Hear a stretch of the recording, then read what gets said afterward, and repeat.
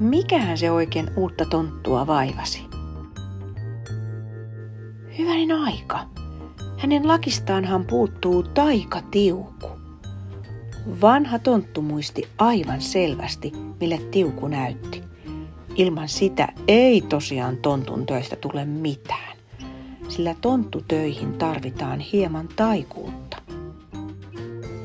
Pienennystaikoja, katoamistaikoja, suljettujen ovien taikoja. Ilman taikatiukua ei mikään tontun hyvistä teoista onnistu.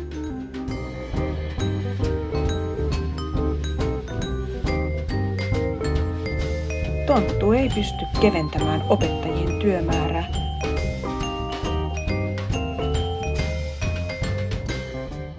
Eikä saa lopetettua lasten typerää sotkemista.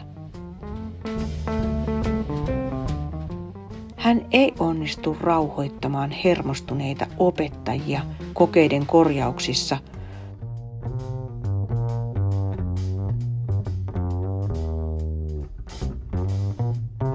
Eikä luomaan rauhaisaa tunnelmaa opettajien kahvihetkiin.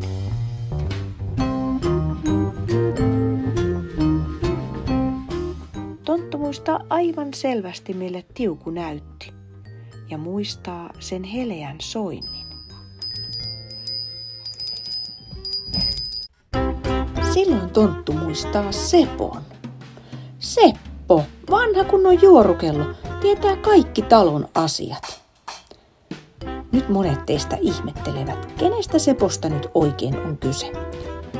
No, Sepon menneisyys on lyhyesti kerrottuna seuraavanlainen. Hän oli koulumme vanha opettaja, joka oli jo hieman riutunut työhönsä, mutta Seppo ei tajunnut lähteä eläkkeelle ajoissa.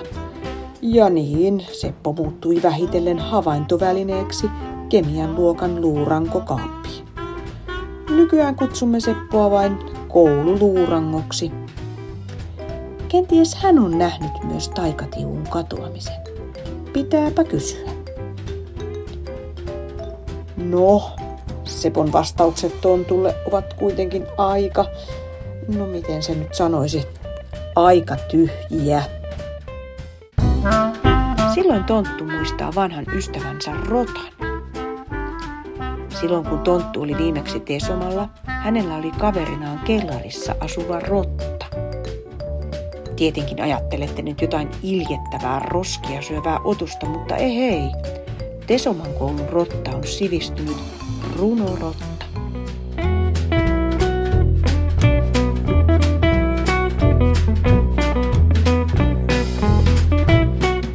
Hän haaveilee tulevansa koko kansan kansallisrunoilija rotaksi.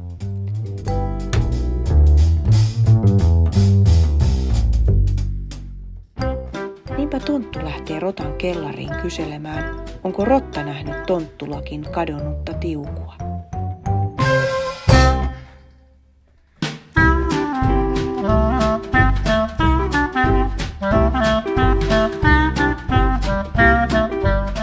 Voi miten iloiseksi nuo molemmat vanhat kaverukset tulivatkaan kohdatessaan toisensa taas 4 vuoden tauon jälkeen.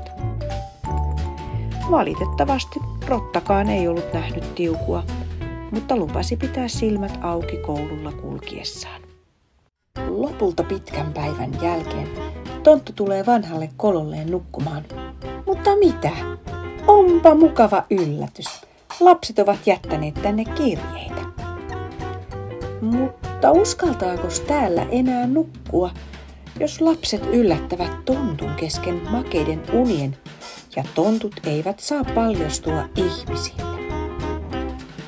Parempi siis etsiä itselleen uusi kolo, miettii tonttu. Mutta mitenkäs lapset voivat sitten kirjoittaa minulle? Nyt taisin keksiä. Rakennan postilaatikon. Tuosta noin ja noin ja valmista tuli. Nyt vain postilaatikko paikalle, josta lasten on se helppo löytää. Jos haluat kirjoittaa tontulle postia, laita kirjeeseen nimesi ja luokkasi. Mistä tietää, vaikka tonttu joskus vastaisi johonkin mukavaan kirjeeseen.